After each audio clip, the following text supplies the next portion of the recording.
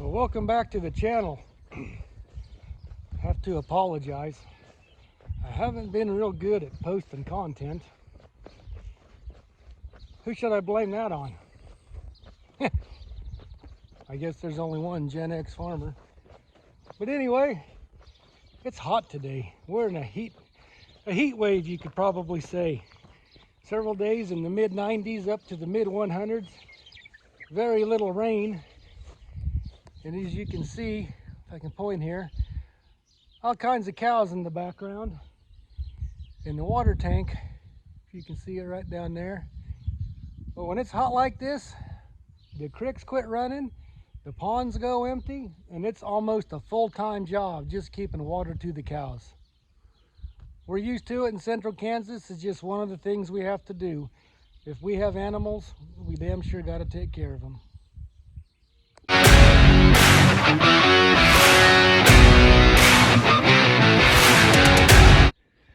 Not sure how good the camera does pointing through all these kraals and stuff, but got the next set of butcher calves. One of them tucked in the barn there. Can't say as I blame her. It's pretty hot out here. And one over here playing cat and mouse with the dog. I'm not sure who's scared of who. If the dog's scared of the calf, or if the calf's scared of the dog. But anyway, at least the dog's having fun. I didn't realize labs were cattle dogs, but he sure has those two in the corral. After a quick roundup of the calves, Rex decides he needs to get something to drink. Calf there don't seem to be too concerned.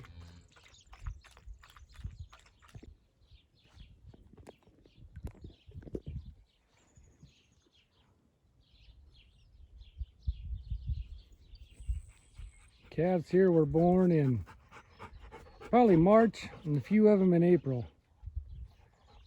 Looks like Rex is coming back to defend his water bowl. I bet them calves circle back around. Rex doesn't stand a chance. He's way outnumbered. Today I believe is July 18th, and we are in the middle of a severe heat wave. I'm not sure if I'd go ahead and call it a drought just yet, but we're on the cusp. Things are getting extremely brown. They're transitioning from nice green to brown, which obviously points to drought. But as I pointed out in one of my short videos clips here just a couple of days ago, it's a full-time job right now. For one man, it's almost a full-time job just keeping water pumped to our cattle. We have cattle scattered out, I think, in 6 different locations, 6 different pastures. Obviously, we got to have a water source. Ponds are drying up. Got to check those every day. If those dry up, you know, we got to scramble with get water tanks and transport trailers and just get stuff set up till we can, the logistics of it, we can get water hauled to them. Make sure the wells don't go dry. We have some shallow wells that we don't want to pump too hard. But anyway, I'll see if I can't get a little footage of just checking cattle. And like I say, we got 6 different pastures that cattle we got to check on. And a couple of them pastures, well, I'll explain when I get to them. We got surprises, but it's nothing we're not used to. We're just a little unfortunate. Anyway, I hope you enjoy the content.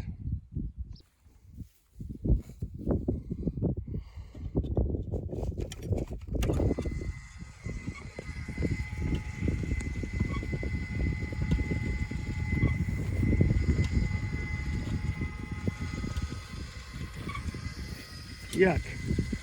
Heat. Definitely time to get the moss thrown out of the tank. We'll do that while we're at it too. This pasture here is just a small one. I think we've only got 5 head in here. There's one right there. Zoom in here. 2 of them up there if you can see them. And over there in the shade by the barn, we got 2 more head laying there. Total of 5. What these are, these were baby calves a little over, well, about a year ago. And what we're going to do is these are the ones we have hand selected, hand chosen. We're gonna put them with the bull here, probably 3-4 months down the road. And we're gonna see if we can make mama cows out of them. We just selected 5. Walking across the yard here to location number 2. You can see all the cows here. These were this year's spring calves, which they were born in see here, March and April, I believe. They're over here. Turned them up loose in the dry lot. Weeds were getting tall, getting them eaten down. Got a couple of shade trees up there they're taking advantage of, and looks like it's a full house there on the east side of that barn into some shade. But anyway, down there, filled this water tank probably 3 hours ago, 10-foot tank. And I'll be darned if it isn't looking like it's empty again, so guess we'll go start filling it again. How you doing? 1509. Oh, look at there. There's your boyfriend. And that might be your son. Could be a daughter. Definitely a boyfriend. Water tank's not quite empty. Yeah, this one needs to be cleaned out too. Yeah, just a little crud on the bottom. It'll be okay. We'll clean it out in a day or two. Believe it or not, this water tank is actually relatively clean. All the dirt and grime, what you see, believe it or not, that's what's collected in there. Probably, I'm guessing probably about 3 months. All the dirt in the air, and what little bit the cows have stuck to their nose and stuff when they stick it in. The water's clear, but it's just got about an inch of mud and slime on the bottom. When we get it empty, we'll take the time and scrub it out for them. But the water's still clear, so they'll be good for now. You gonna come up here and say hello? No? All right.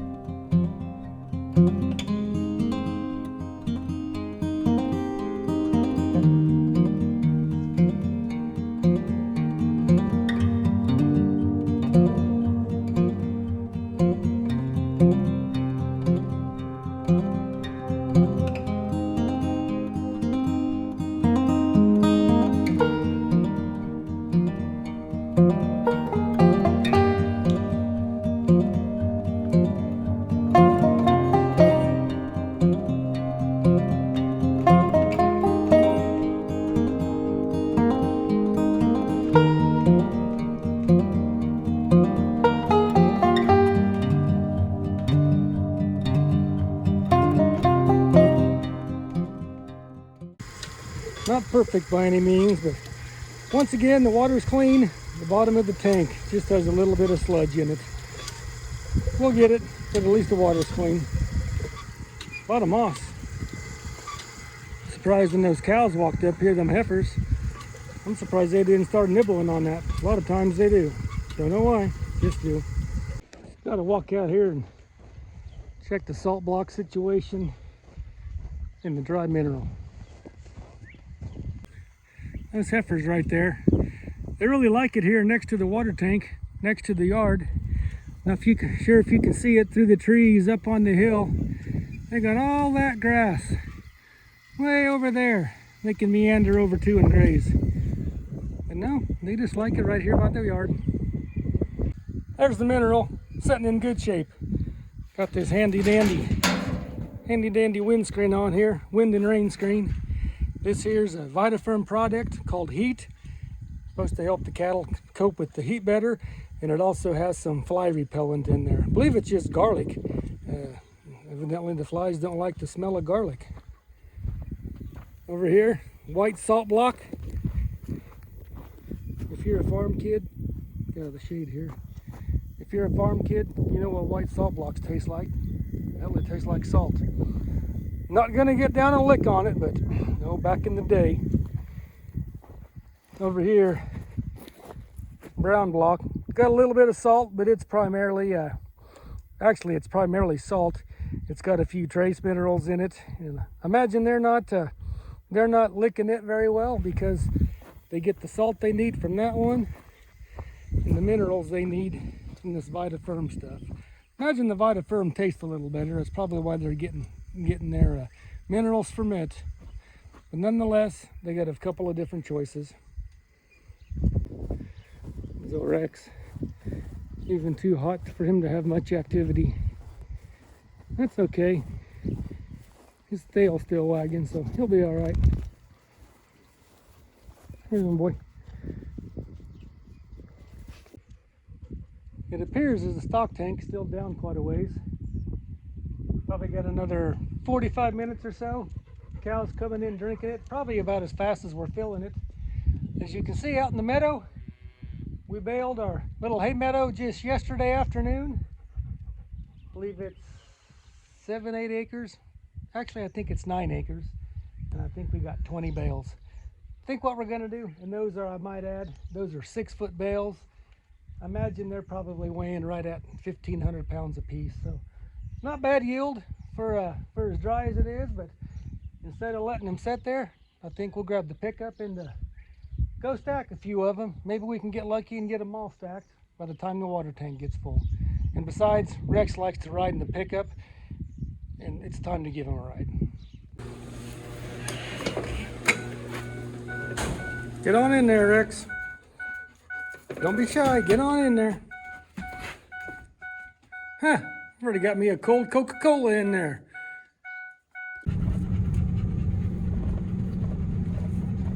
What do you think, Rex? Does that air conditioner feel good? Does that air conditioner feel good?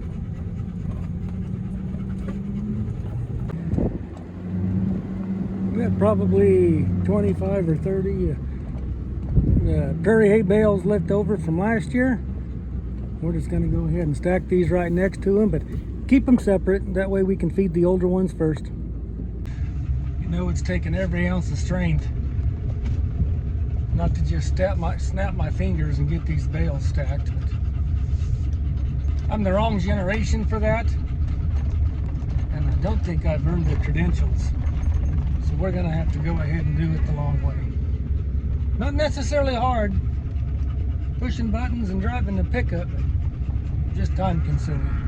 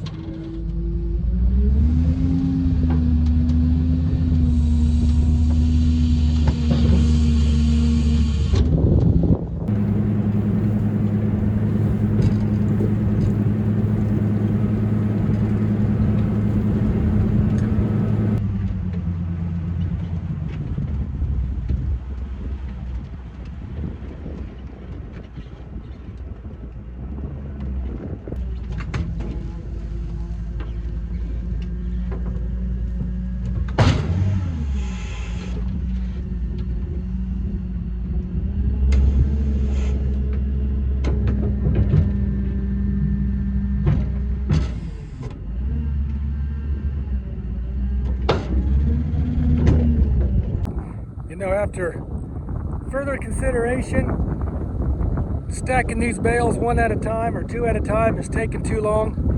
I'm going to try this finger snap. It worked. I'll be. Wonder if it put them in the right spot. Let's go check. There they are. I'll be darned. I wonder if that's going to cost me some royalties. Well, would you looky there? Perfect timing.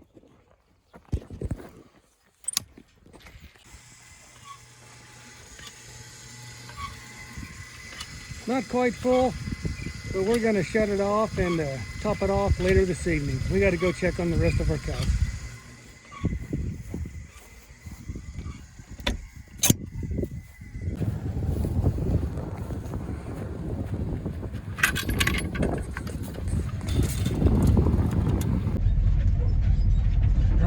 to pasture number 3. Remember I told you earlier in this video, man, sorry, pasture's rough. Remember when I told you earlier in this video, a couple of our pastures might have some surprises? Well, a few of you might recall in a previous video we did, it was clear back last fall, about 9 months ago, our bulls, one of our herd bulls, kept deciding to jump out of the corral and get with our cows. Well, the result is we're having baby calves in the middle of this heat wave, which is the most stressful time to be calving. But what do? After the third time he jumped out, and he was clearing a 7-foot corral. Never showed any aggression, never was violent. He just wanted to do his job. A bull's got one job to do, and he was wanting to go do it. But anyway, we got to check these cows with a fine-tooth comb. I believe we've already got 10 calves on the ground, having about 1 or 2 every day. And got one off here by herself. Typical telltale sign when she's by herself that she might have a fresh baby calf by her side. Hopefully things are all going well and she's not having some issues with the heat. We'll drive up there and check it out. Got a couple of fresh new babies right there in the trees. We'll try to go get them processed and get an air tag in them. Hopefully mama won't give us too much trouble.